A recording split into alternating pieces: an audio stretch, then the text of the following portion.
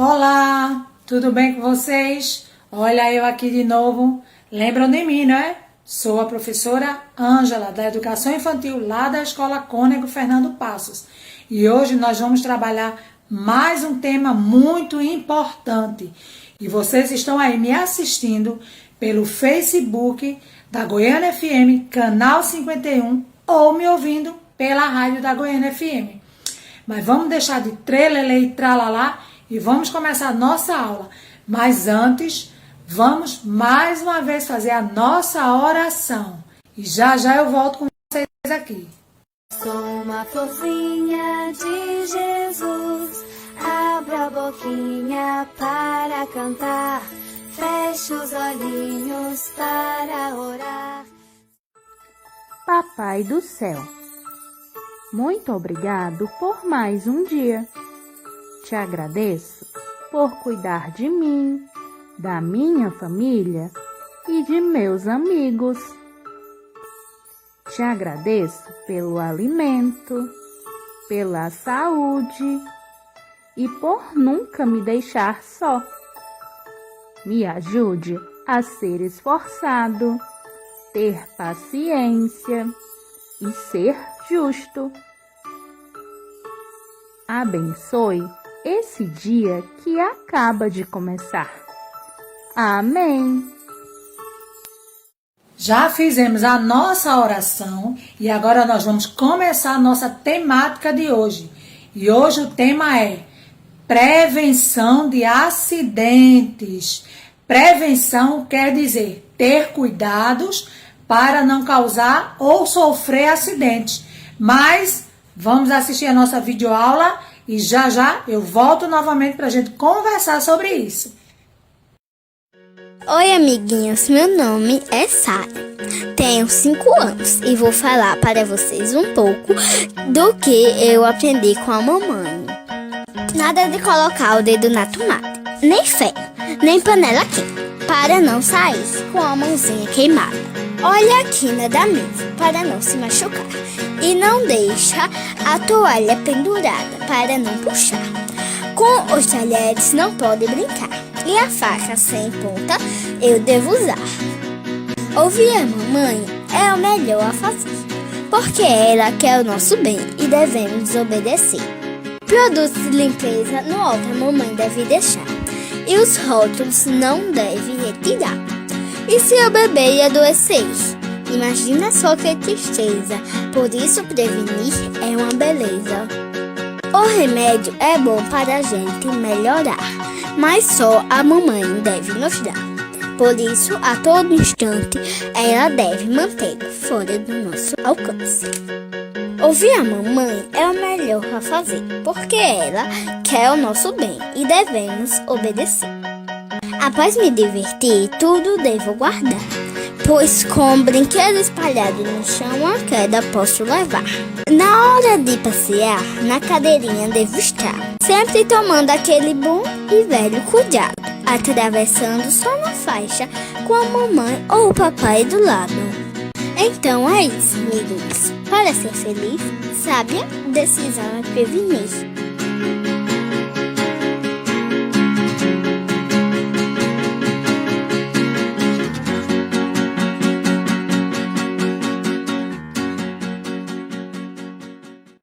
Vocês assistiram o vídeo? Gostaram das dicas? Pois é, nós temos que ter muito cuidado, principalmente nessa pandemia, que nós estamos muito tempo em casa.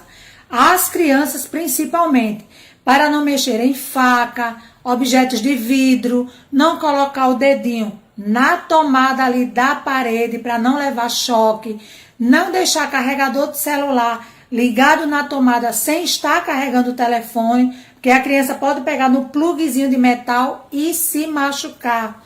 Não mexer em panela no fogo, sempre ter o cuidado de colocar o cabo das panelas virada para dentro, para que as crianças não mexam. Causas de acidentes são muito graves em casas, principalmente com as crianças. E você sabia que a grande causa de acidente com as crianças é de afogamento?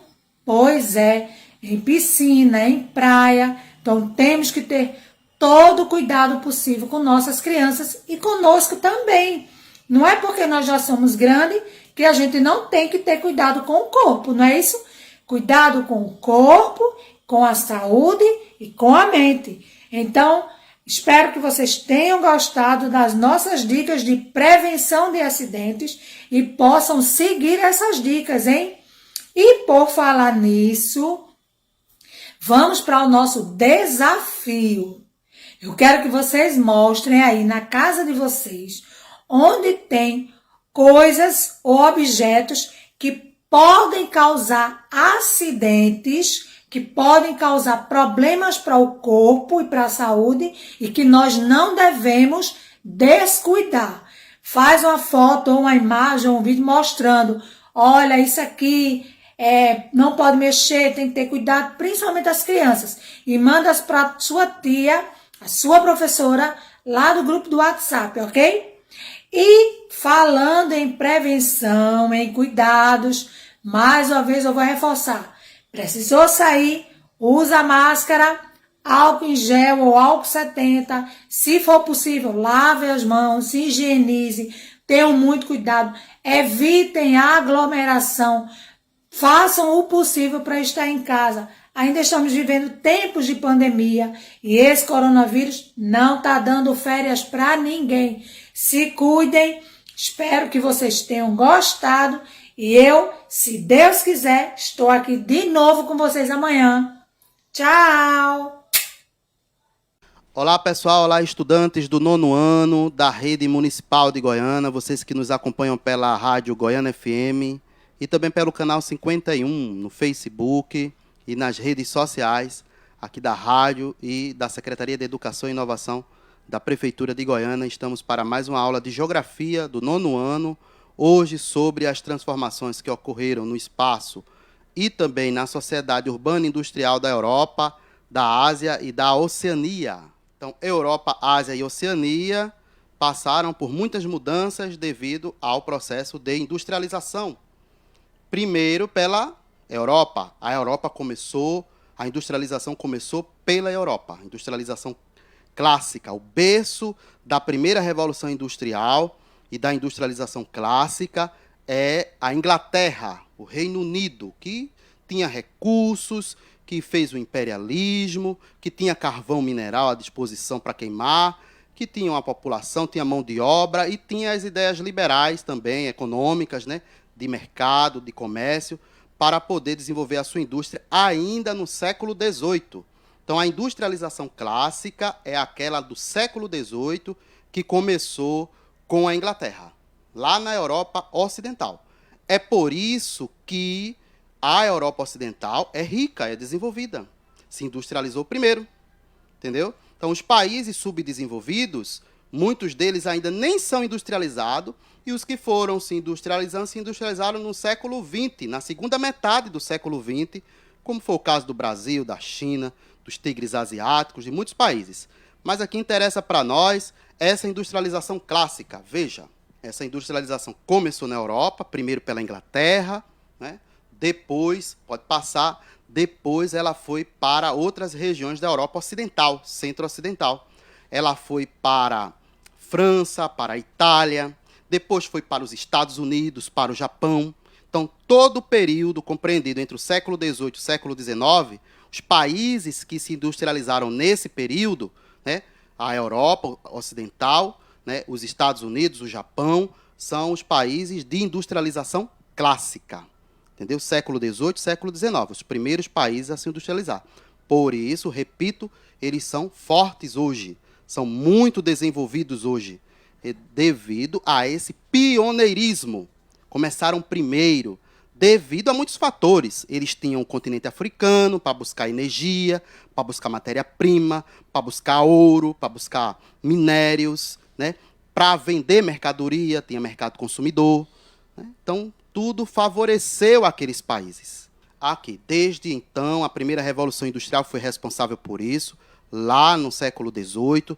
Desde então, a atividade fabril, a atividade da fábrica, progrediu muito, avançou muito, levou vários países, sobretudo aqueles localizados na parte ocidental da Europa, como a Inglaterra, a Alemanha, a França, a Itália, a se tornarem os mais industrializados do mundo até hoje. Entendeu? Como a gente sabe, né? Difícil ficar rico. Agora, manter a riqueza é mais fácil, né? Os filhos do rico continuam ricos. Agora, um pobre ficar rico é mais complicado se não ganhar na loteria. Mas veja assim, lá eles conseguiram se industrializar primeiro e até hoje eles colhem os frutos disso tudo. A qualidade de vida da população dos países lá, a sociedade de lá, vive inclusive melhor, vive mais. O IDH é lá em cima, a qualidade de vida é lá em cima, os salários são melhores, a expectativa de vida é melhor, é acima dos 78 anos, passa dos 80 anos. Está entendendo? Então, quem não fez esse processo de industrialização logo no início, está sofrendo hoje, a população morre mais cedo, né? O povo vive 68 anos ou menos. Então, isso ajuda muito a entender o nível de desenvolvimento que a gente vive e o porquê da nossa grande desigualdade socioeconômica. Tem tudo a ver com o período da Revolução Industrial, quando o povo trabalhava naquelas máquinas a vapor e trabalhava muito. Os trabalhadores naquele período trabalhavam horas e horas, 12, 16 horas. As mulheres que trabalhavam na indústria alemã, a indústria têxtil, a indústria de tecido alemã, as mulheres, tem relatos na história, chegavam a trabalhar 36 horas seguidas, né? Alimentadas por vinho do Porto e café para se manter de pé, se manter viva. E muitas delas morriam. Por isso que acontecia muito acidente de trabalho. Então, aconteceram muitas mudanças depois na segunda Revolução Industrial. Teve muita greve, muita organização. O movimento sindical foi importante para mudar a realidade dos trabalhadores, do povo, das populações daquele período. Então, mas foi muito difícil. A primeira Revolução Industrial foi um processo complicado, de muito sofrimento e muito poluente, modificou demais as paisagens naturais de todo mundo. Era fumaça no centro o tempo inteiro. E o avanço tecnológico foi diminuindo esses impactos, mas a gente ainda precisa melhorar bastante. Então, a segunda Revolução Industrial fez com que, na Alemanha, por exemplo, que se desenvolveu muito também por conta da sua localização estratégica, né? A principal região industrial, a região tradicional de industrialização da Alemanha, está no vale dos rios Reno e Ruhr, que tem reserva carbonífera, muito carvão mineral, que era importantíssimo na primeira e na segunda Revolução Industrial, principalmente na primeira até hoje, né? A energia que é queimada para fazer as indústrias funcionarem é o carvão mineral.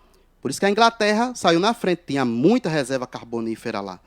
A Alemanha se desenvolveu muito com isso. A Bélgica, os Países Baixos, né, se beneficiaram muito de reservas carboníferas, de carvão, de aço que eles tinham, né? Então, foi muito importante para eles. Na Alemanha, esse processo de industrialização ocorreu após a unificação nacional do Império Alemão, que ocorreu no século XIX, no final do século XIX, 1871, devido ao seu forte sistema bancário. A sua avançada tecnologia, a indústria alemã, em relativamente pouco tempo, passou a disputar os mercados mundiais com a Inglaterra. A Alemanha está hoje aí, detonando no mundo, com tecnologia, com produtos que agregam muito valor, com informação, com ciência, com conhecimento, e eles ganham dinheiro assim, descobrindo coisa, produzindo inovação. É a moeda da nova divisão internacional do trabalho, da nova ordem mundial. Os países que quiserem disputar bem essa ordem, que quiserem disputar bem nessa divisão, têm que ter, além de laranja, de petróleo, dessas coisas aí primárias, tem que dominar a indústria e a tecnologia. A ciência, a informação, a gente está vivendo o período técnico, científico, informacional. Quem detém informação, detém poder. Né? Informação é poder hoje. A terceira Revolução Industrial, a gente está experimentando, terceira, quarta Revolução Industrial, né? Ela aconteceu nessas áreas aqui, na robótica, na biotecnologia, na internet. Essas áreas avançaram sobremaneira depois da Segunda Guerra Mundial, com a Guerra Fria, com o lançamento dos satélites, com aquela corrida espacial que aconteceu depois da Segunda Guerra entre os Estados Unidos e a União Soviética, que a gente discute nessa série, nesse ano, no 9º ano, no 8º ano. A gente sabe muito bem que, há pouco tempo, boa parte do século XX, sofreu uma ordem bipolar dominada por duas potências, que uma nem existe mais hoje, que é a União Soviética. Potência socialista, deixou de existir em 1991 oficialmente, né? E os Estados Unidos do outro lado. Nesse período, esses países fizeram uma guerrinha fria, uma corrida armamentista, né? Se armaram, né? Porque estavam brigando o tempo todo, discutindo, mas nunca chegaram a se agredir diretamente. Então, nesse momento, foi muito propício para o desenvolvimento da internet, da telemática, né? Da robótica, por conta do lançamento de satélites, do homem foi para o espaço, os soviéticos colocaram o homem no espaço, depois os Estados Unidos botaram o homem na Lua, entendeu? Era uma disputa, essa disputa favoreceu muito o desenvolvimento tecnológico. Ajudou bastante a Revolução Industrial, que é o motor da nova economia. A economia hoje é muito dependente disso. Os países nem produzem mercadoria mais, eles vão botar suas fábricas no outro lugar. Eles produzem conhecimento, patente, produzem a vacina contra a Covid. É isso que é biotecnologia. Entendeu? Isso é danado, esse processo. Mas sobre a terceira revolução industrial, aqui, ó. A União Europeia, o maior bloco econômico do mundo, muito representativo. Está lá, 27 a 30 países da Europa estão dentro desse bloco, com políticas econômicas comuns, povo circulando lá dentro. 12 desses países têm uma moeda só, que é o euro, né? Vivem na zona do euro. Então, a indústria é um componente fundamental da economia europeia, mas também uma fonte de poluição. Durante muitos anos, os regulamentos ambientais diminuíram os impactos adversos desse tipo de poluição na saúde humana e no ambiente. Os europeus estão hoje reflorestando as florestas de coníferas que eles acabaram no passado, a taiga que eles têm lá, né? Eles estão reflorestando, estão exigindo, inclusive, que outros países façam preservação dos seus recursos naturais. Eles que poluíram os rios deles, acabaram os rios deles procurando carvão mineral, por exemplo, fazendo outras diversas atividades industriais, econômicas, eles estão despoluindo os seus rios. Aí por isso que eles estão, inclusive, criando um fundo chamado Fundo da Amazônia, dando dinheiro para o Brasil manter a sua floresta em pé. Coloquei até aqui, quem está em casa, não está, quem está vendo pela televisão está acompanhando aqui várias manchetes que eu coloquei falando sobre isso, né? Em 100 anos, a Europa ficou mais verde, mesmo após duas grandes guerras. A consciência deles foi aumentando em relação à conservação. E hoje eles exigem, inclusive do Brasil, tem até disputa, né? Aí política, que a Alemanha, os franceses ficam reclamando quando o desmatamento aumenta aqui. Então a gente pode até, inclusive, participar desse mercado de carbono que criaram. Teve um acordo, o Acordo de Paris, que foi assinado por muitos países. O Brasil se comprometeu a reduzir as emissões de gases que poluem a atmosfera, para vocês verem como a atividade industrial ainda hoje polui bastante. Temos que ter medidas para reduzir as transformações que a indústria causa, os impactos negativos que a indústria causa na paisagem natural, na paisagem geográfica. Na Ásia, a Ásia, industrialização tardia. Na Europa, lembrem, industrialização clássica, século XVIII, século XIX. Na Ásia, é uma industrialização que aconteceu atrasada, tá certo? Ou seja, ela aconteceu recentemente, agora no século XX, depois da Segunda Guerra Mundial. Vamos acompanhar. Vocês sabem, né? O continente asiático, quem está vendo aqui pelas redes sociais, está acompanhando o mapa que eu coloquei no slide, né? Mas a Ásia é onde está o Japão, onde está a China, tem muitos países, até a metade da Rússia está lá. A Rússia é bicontinental, lembrem disso. A Rússia tem uma parte na Europa, né, e a parte ocidental. A parte leste dela é bicontinental, está na Ásia, devido à cultura, né, à religião. O pessoal do leste da Rússia é muçulmano. Tem até a Chechênia, né, na Rússia asiática, que é uma potência de petróleo. Tempo desse, na década de 90, eles passaram, acredito que quase 90 dias independente. Depois foi fogo cruzado, os russos tomaram de volta o território, porque eles tinham muito petróleo lá. Vocês sabem disso, que petróleo é ouro ainda hoje, né? Então, a industrialização da Ásia é uma industrialização tardia. Vamos falar um pouco sobre as regiões da Ásia. viu? A industrialização lá. A Ásia Central, por exemplo, a configuração da economia dessa região, da Ásia Central, que é a Ásia Central. Quem está vendo no mapa, acompanha aí, é aquela que fica debaixo da Rússia. Cazaquistão, né? O Turcomenistão, um monte de países que estão debaixo da Rússia ali. Então, nessa Ásia Central, a indústria é um pouco ainda, não é muito desenvolvida. O setor primário é quem alavanca, inclusive a indústria, tá certo? Então, a configuração da economia está baseada no setor primário, muito ligada, principalmente na agricultura, né, no plantio, no cultivo, né, de espécies vegetais, na pecuária, lembra, a criação de animais, e também no extrativismo mineral, né, a retirada de recursos da natureza, de petróleo, de minérios, por exemplo, outros minérios. Então, existem ainda indústrias de beneficiamento. O que é uma indústria de beneficiamento? Por exemplo, uma indústria que empacota feijão. Ou seja, não é uma indústria de ponta, de alta tecnologia, né? Mas é também as indústrias siderúrgicas, tem muita tecnologia. As indústrias têxteis, as indústrias alimentícias também tem lá na Ásia Central.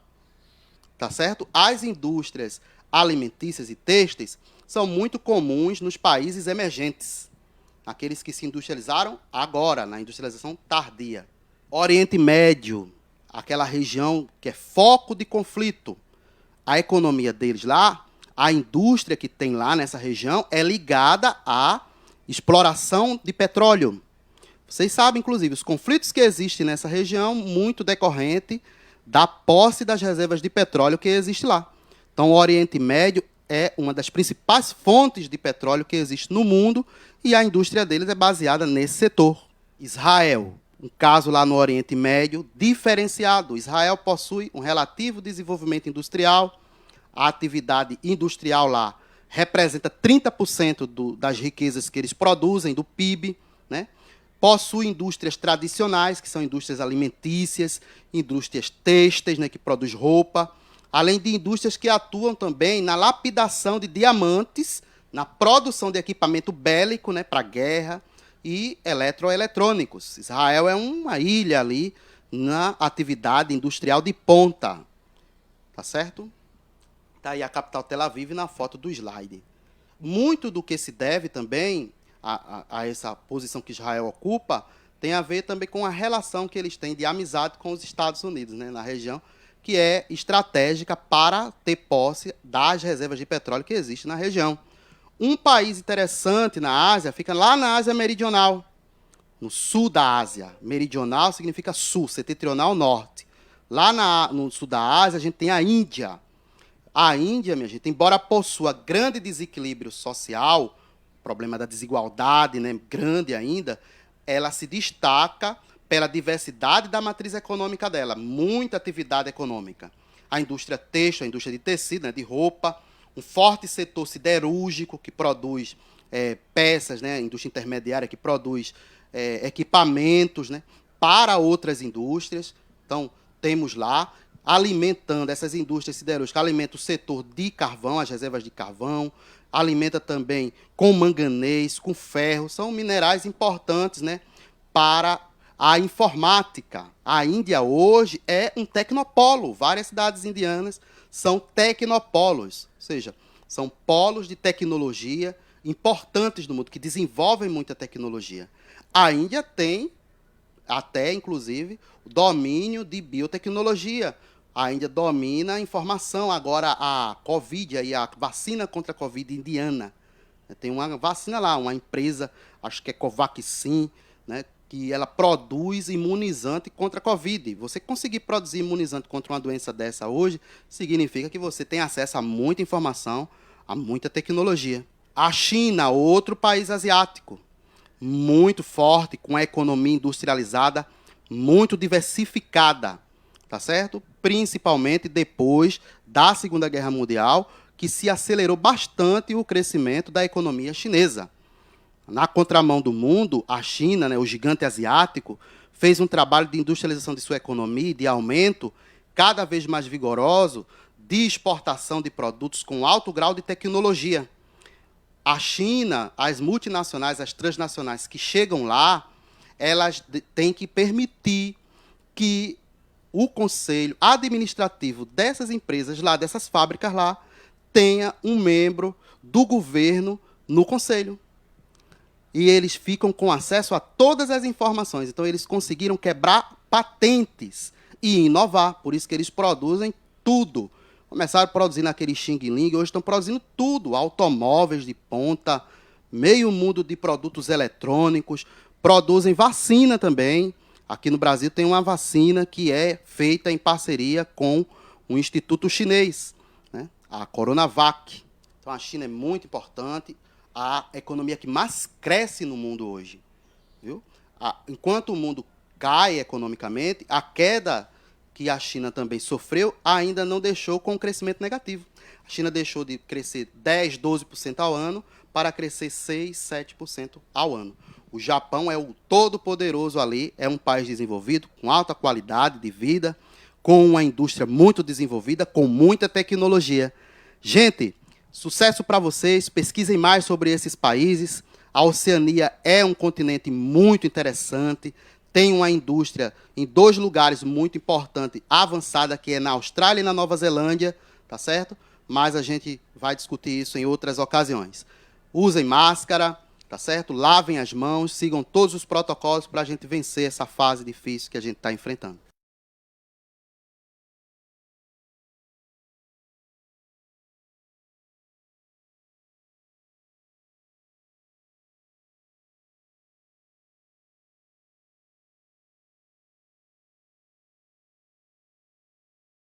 Olá, rapaziada, tudo bem? Professor Giorgio Paulo aqui na área, junto com vocês, com mais um tema filé de história. Você que nos escuta pela Goiânia FM, muito obrigado pela sua carona. Você que está nos assistindo pelo canal 51 do Facebook. E em breve, viu, gente, novidade para vocês, mais uma rede social aí, que é pela Secretaria de Educação e Inovação de Goiânia, o link aí do site da Secretaria, onde você vai poder rever todas as aulas que você quiser. O 9º ano traz um tema aí interessantíssimo, que a gente não pode terminar o 9º ano sem saber disso, tá? Sem ver a história de um grande governante do Brasil, meio controverso na sua história, mas o fim da era Vargas, governo de JK, mais conhecido como Juscelino Kubitschek, e Jânio Quadros João Goulart. Além de Dutra, tá aí nessa foto, nessa imagem para vocês, um cartão postal, né, com Getúlio Vargas no traje clássico de presidente da República, que é um meio fraque, né? Faltou só a faixa presidencial, e na outra foto eu tenho para vocês, porque eu trouxe Getúlio primeiro, depois Eurico Gaspar Dutra, que é um militar que foi presidente do Brasil entre 45 e 50. Depois Getúlio Vargas volta, né, eleito pelo povo, de 50 seria até 55, mas em 54 ele se suicida, né? Então na carta dele termina dizendo: saio da vida para entrar na história. Depois Juscelino Kubitschek, que é o grande cara que construiu Brasília, foi o idealizador de Brasília, ele com Oscar Niemeyer e Lúcio Costa, né? Mudou a capital do Brasil, do Rio de Janeiro para Brasília, né? vai governar aí. Depois vem Jânio Quadros e João Goulart, que são os presidentes que acabaram sendo. Jânio Quadros ele renuncia, pensando que o povo ia colocar de volta, dançou, e João Goulart quase não assume. A gente teve, por exemplo, um período aí de governo chamado de parlamentarismo, né, no Brasil, e ele acaba assumindo, porque ele era o presidente eleito, né? Interessante, viu, gente? Uma curiosidade. Ele estava no solo, quando o avião levantou, o cara disse: ó, o senhor não é mais o presidente do Brasil, porque ele não estava mais no solo brasileiro, estava no ar, voando. Aí eles, como é? Disse: os militares não vão lhe dar o poder, porque era um governo muito alinhado na época com a União Soviética, com o comunismo, com Cuba, por exemplo, né? Jânio Quadros tem uma imagem aí que a gente vai ver depois. Mas esse é o assunto nosso, assunto interessantíssimo, no período da história, né, do Brasil, bem conturbado. No próximo slide, a gente vê exatamente o seguinte, ó: diretrizes do Estado Novo, de 37 a 45, queda de Vargas e o fim do Estado Novo. Gente, Getúlio Vargas assume o governo do Brasil na Revolução de 30. Ele é líder da Revolução de 30. Então a gente chama de Era Vargas. É de 30 a 45. porque ele dá o golpe, né? O presidente eleito na época foi já uma confusão, porque era aquela questão da política dos governadores, do café com leite, São Paulo e Minas. Só os dois ficavam revezando os presidentes do Brasil. Então, chegou um tempo em que São Paulo quis colocar outro presidente no poder, né, que era o Washington Luiz, foi o último presidente eleito, e o próximo seria de novo um paulista. Aí a turma, não vai aquela confusão. Getúlio Vargas, então, o que é que faz? Reúne um grupo, sai lá do Rio Grande do Sul, e vem marchando a cavalo e juntando gente até chegar no Rio de Janeiro, né, e toma o poder, que é a Revolução de 30. Coincidentemente, o mundo capitalista, liderado pelos Estados Unidos na economia americana, na crise de 29, né, de 21 até 29, é chamada crise econômica, e o Brasil se quebra. Gente, Getúlio Vargas, quando dá o golpe, por exemplo, o Brasil, vou falar bem pertinho de vocês, o Brasil produzia 53% do café consumido no Brasil. Dá para entender isso? Até parece que quem tinha uma caqueira em casa estava plantando café. Por quê? 53%, o Brasil sozinho produzia mais do que o resto do mundo inteiro café. Aí Getúlio chega, os armazéns abarrotados de café, o que é que ele faz? Em vez de comprar carvão para botar nos trens, que os trens ainda eram a vapor, ele mandou usar o café que estava lá abarrotado. Então a turma botava café como carvão nos trens, né, do Brasil. Veja só. Então, para o Estado Novo, que era uma política econômica de Getúlio, que era uma forma de ditadura, ele foi ditador no Brasil, porque ele não teve a eleição nesse período mais, ele continuou no governo, de 30 até 45. Tá? O Estado Novo, a entrada do Brasil na guerra ao lado dos aliados, teve efeitos contraditórios. O Brasil entra na guerra em 44, eu costumo dizer, quando os brasileiros entraram na guerra, a guerra acabou no ano seguinte. Porque a guerra começou em 38 até 45. 44 o Brasil entra, em 45 acaba a guerra. Né? Que era a FEB, a Força Expedicionária Brasileira, e a FAB, Força Aérea Brasileira. Tá? Então, ó, de um lado, o regime ganhou tempo, porque estava apoiado e apoiando na guerra e tal.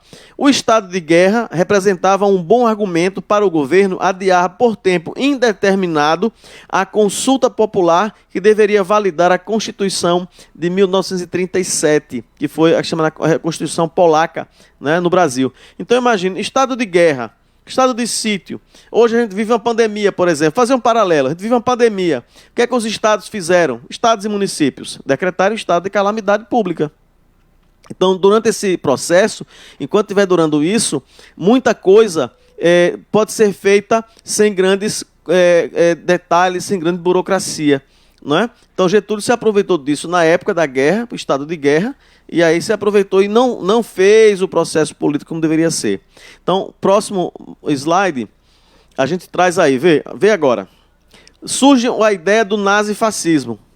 Então, nos anos 20 e 30, é o berço, né, onde vai ser gerado, nascido, nutrido, essa ideologia chamada nazifascista, o nazismo e o fascismo. Então eu trago aqui uma fotografia, né, onde a gente tem Adolf Hitler e Benito Mussolini.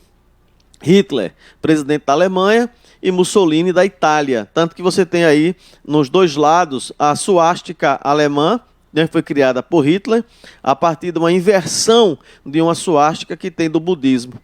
Né? E de lado o fácio, que é um feixe de madeira amarrado em torno de um machado. É o símbolo, né, do fascismo italiano, que vem desde a época romana. Então essa ideia aí. Embaixo nós temos uma foto de Getúlio Vargas com o presidente americano. Do outro lado, a opção por lutar contra o nazifascismo colocou em xeque a manutenção das ditaduras no país. As oposições procuraram aproveitar o desgaste do governo decorrente dessa contradição para retomar a iniciativa. Então foi nesse quadro de redefinições que o Estado Novo, né, criado por Getúlio Vargas, entrou em crise e finalmente caiu em outubro de 1945. Né? É o presidente Franklin Delano Roosevelt. Aí, meu povo, porque a memória vai buscando. Então tá o Roosevelt e Getúlio Vargas aí. Inclusive, gente, um detalhe. Roosevelt veio ao Brasil. O Brasil teve 3 bases militares americanas durante a Segunda Guerra Mundial, né? Em Natal, Fortaleza e a ilha de Fernando de Noronha. Imagina. Então tem fotos aí, não sei se eu coloquei aqui na aula, mas vocês podem pesquisar fotos de Getúlio com Roosevelt em Natal, né, na base militar americana em Natal, andando no Jeep, aqueles Jeeps Willys. Então o Brasil ganhou por conta disso, Jeeps, caminhões, armas, né? Por exemplo, o Exército Brasileiro até hoje usa um fuzil fabricado pela Itália chamado FAL, que é o fuzil automático leve. Diz que quando o cara entra no exército, ele engorda logo 11 quilos. É 5 da bolsa e 6 do fuzil carregado, né? Nós teremos aí, primeiro, aí, ó, as fotos do Marechal Dutra, Getúlio Vargas e do brigadeiro Eduardo Gomes. Você já conhece o brigadeiro? Tem uma foto aí do brigadeiro embaixo, certo? Por que tem uma foto do brigadeiro? Porque, gente, esse docinho já existia, né? Aí o que é que o brigadeiro Eduardo Gomes fez na campanha? Nos comícios dele, ele mandava fazer esses docinhos para distribuir ao povo, junto com o santinho dele. Aí a turma disse, o brigadeiro, o doce do brigadeiro, o doce do brigadeiro. E ficou aí o brigadeiro. Tá aí o brigadeiro até hoje, que a gente gosta, né? Docinho com um negocinho assim por cima, né? Mas enfim, a redemocratização do país, mobilizou a sociedade brasileira. Surgiram partidos políticos nacionais que teriam, a partir daquele momento até a década de 1960, grande importância. Foram eles a União Democrática Nacional, UDN, que reunia grande parte das oposições, o Partido Social Democrático, PSD, que foi até por Leonel Brizola, tá? O PTB, beneficiário da máquina política do Estado, e finalmente o Partido Trabalhista Brasileiro, PTB, formado a partir da base sindical controlada por Vargas. Vargas era um cara assim, eu digo que é controverso, porque ele ao mesmo tempo de ser um ditador, ele fez coisas fantásticas que beneficiaram a população, principalmente mais pobre e trabalhadora. Foi ele que decretou, por exemplo, o Dia do Trabalho, 1º de maio, foi ele que criou o Ministério do Trabalho, a CLT, né, a Constituição das Leis Trabalhistas, dando garantia aos trabalhadores e aos patrões, né, o Tribunal do Trabalho, criou, por exemplo, o 13º salário, o Fundo de Garantia, né, as férias remuneradas, o trabalho semanal remunerado, por exemplo, final de semana, que é o descanso remunerado. Então, muita coisa boa ele fez, porque a gente, por exemplo, quando trabalhava, não tinha direito nenhum, né? Então ele cria toda essa questão aí. A mulher passa a votar e ser votada, por exemplo, a partir de 30, 37. Veja, que evolução, né? Mas, ao mesmo tempo, o cara é ditador. Mas são controvérsias da história. Então, enquanto a UDN apoiou a candidatura de Eduardo Gomes, o PSD lançou a do general Eurico Gaspar Dutra. O PTB inicialmente manteve-se distante dos dois candidatos, tá? Mas nesse período quem vai ganhar é Dutra, que a gente vai ver a partir de agora no próximo slide. Então tá aí a foto, né, de Dutra. Dutra era um general do exército, marechal da época da guerra, né? Tá? Então o governo Dutra foi caracterizado por ter sido o governo que iniciou o período chamado da Quarta República Brasileira. Esse período iniciou-se em 45 e estendeu-se até o golpe militar, né, que aconteceu em 64. Tá? Então o governo de Dutra foi caracterizado pelo alinhamento do Brasil com o aliado incondicional dos Estados Unidos na Guerra Fria, que é um período lá dos anos 60, 70 e 80, tá? E pela perseguição aos movimentos trabalhistas e comunistas, né? Então é uma outra visão que vai ter aí nesse período do governo de Dutra, que é de 45 a 50. No próximo slide, a gente traz já aí a Constituição de 46, né? Já é uma outra forma de governo, já outro governante, mas enfim. O primeiro ato de destaque do governo de Eurico Gaspar Dutra foi a formação de uma constituinte que trabalhou na elaboração de uma nova Constituição para o Brasil. A constituinte são os deputados e senadores que vão redigir o novo texto da Constituição, tá? Então, vê bem, a Constituição foi promulgada no dia de 18 de setembro de 1946, após meses de elaboração, e foi responsável por trazer parcialmente de volta direitos políticos e democráticos aos cidadãos brasileiros. Então está aí uma foto do jornal da época, né, com a promulgação da Carta Magna. Carta Magna significa Constituição, tá, onde tem as leis e aí uma foto também dessa reunião deles com os deputados para a promulgação dessa Constituição de 1946, beleza? Próximo slide, nós temos aí uma foto bem interessante, né?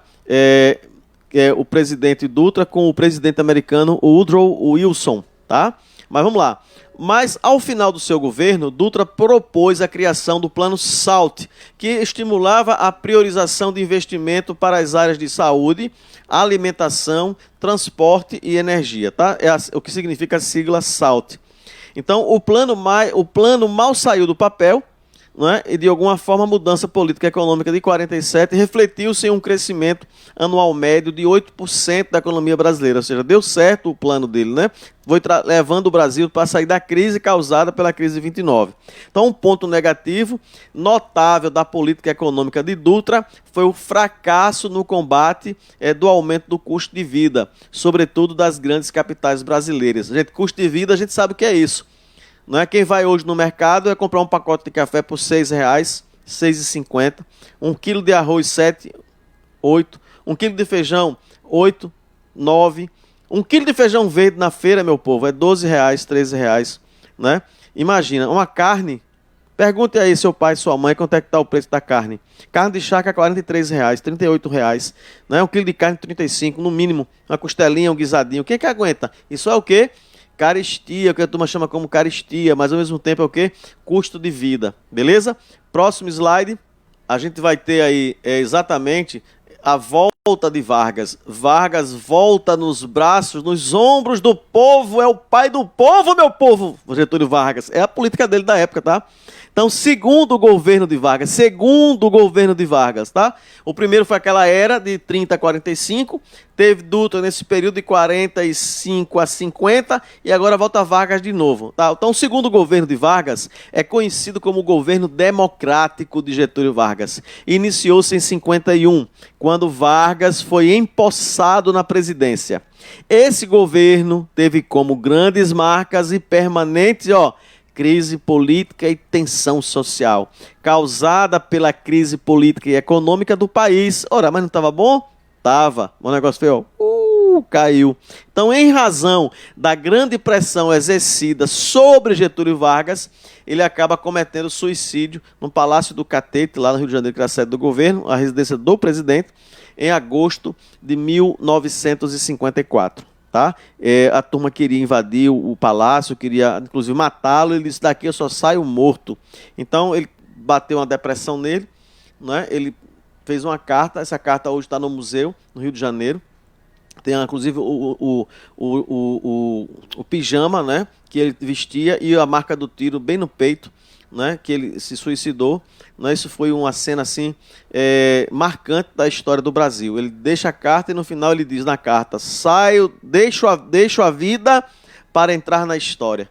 E de fato entrou na história, né? Ele já estaria na história, pela própria história dele, mas não de uma forma triste. Então, no próximo slide, nós temos aí uma foto curiosa, né, interessante, até da Fundação Getúlio Vargas, essa foto. É a visita de Vargas a Minas Gerais, poucos dias antes de cometer suicídio em 54. Tá aí Juscelino Kubitschek, que era governador de Minas Gerais na época e depois se torna presidente do Brasil, né? Depois dessa cena aí, desse período, ele vem a eleição e ele ganha. Então, como foi o segundo governo de Vargas? O segundo governo de Vargas ficou marcado por forte crise política e muita tensão social. Isso foi resultado da postura intransigente da UDN, que prestou oposição ferrenha ao governo e contribuiu para travar a governabilidade de Vargas. A tensão social, por sua vez, resultava da crise política, mas também dos problemas que a economia brasileira enfrentava. Tá? Então, próximo slide aí. A gente tem o governo de João Goulart. Nesse texto eu vou deixar que vocês leiam ele bem com mais calma. João Goulart, que é chamado de Jango, né?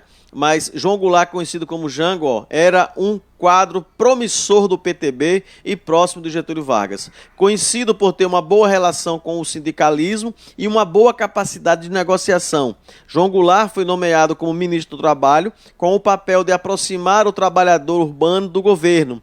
Goulart conseguiu ter certo sucesso e reaproximou o operariado do governo, mas a classe média distanciou-se. Tá? E a gente vai ver, por exemplo, agora no outro slide, e aí só um detalhezinho, ao lado dele aqui, ó, um grande cara que será da redemocratização do Brasil, Tancredo Neves, tá? Tem ele no meio, aí você vira um pouquinho para a esquerda, tem um cara magro e um outro que é Tancredo Neves. Próximo slide. Próximo slide aí já é uma foto de Juscelino Kubitschek, já em Brasília, tá certo? Presidente da República, já assume o cargo no Catete, que era o Palácio do Governo, mas em 31 de janeiro de 56 ele inaugura a cidade de Brasília, né? Que foi ele o grande construtor, o projeto dele, né? E aí ele acaba tendo digamos assim, essa proeza, né, de construir no meio do Brasil, exatamente no meio do Brasil, no estado de Goiás, né, a cidade de Brasília, o Distrito Federal hoje, tá? No próximo slide, a gente tem o governo aí conturbado de Jânio Quadros. Lá embaixo, Jânio Quadros condecorando Che Guevara, que foi o grande revolucionário cubano, junto com Fidel Castro, né? Condecorando com a Ordem do Cruzeiro do Sul. É a maior comenda, a maior honraria do governo brasileiro, é a medalha, né? Ou a Ordem do Cruzeiro do Sul. Então, quando ele dá essa medalha Che Guevara, muitas pessoas que tinham recebido, inclusive bispos, cardeais e outros políticos, devolveram a medalha, porque eles se acharam humilhados, né? Porque Che Guevara era um revolucionário, era um guerrilheiro, né? Tinha matado muita gente na Revolução Cubana. Isso vai enfraquecer o governo de Jânio Quadros, quando ele renuncia. Né? Ele renunciando, o Brasil passa por um período aí com o Marechal Henrique Lott de uma forma de presidencialismo, não, de parlamentarismo, até tentar dar o governo a João Goulart, que era o vice de Jânio Quadros. Então, no próximo slide, a gente tem aqui um desafio para vocês, para encerrar a nossa aula. Uma foto de Jânio Quadros ao lado de Che Guevara e Fidel Castro, né? Marca um período assim bem conturbado na época do avanço do comunismo, né? Liderado pela Rússia, a Guerra Fria entre Estados Unidos e União Soviética e o Brasil no meio imprensado, né? Mas a renúncia do presidente Jânio Quadros em 1961 pode ser associada a um conjunto de problemas, dentre os quais se destaca, aí eu quero saber de você. Então você anota essa perguntinha aí no seu caderno, pode voltar ao vídeo ou então pesquisar na internet que você vai encontrar a resposta. Então por hoje aqui a gente fica, né? Eu agradeço a companhia de você que está nos escutando pela rádio Goiânia FM, você que está nos escutando pelo canal 51 no Facebook e em breve, gente, pelo link, né, do site da Secretaria de Educação e Inovação da cidade de Goiânia. Então, a todos um grande abraço, se cuidem, não aglomerem, usem álcool em gel sempre, se não água e principalmente de ter cuidado, né, na aglomeração. Beleza? Um abraço para vocês, fiquem com Deus e até outra hora.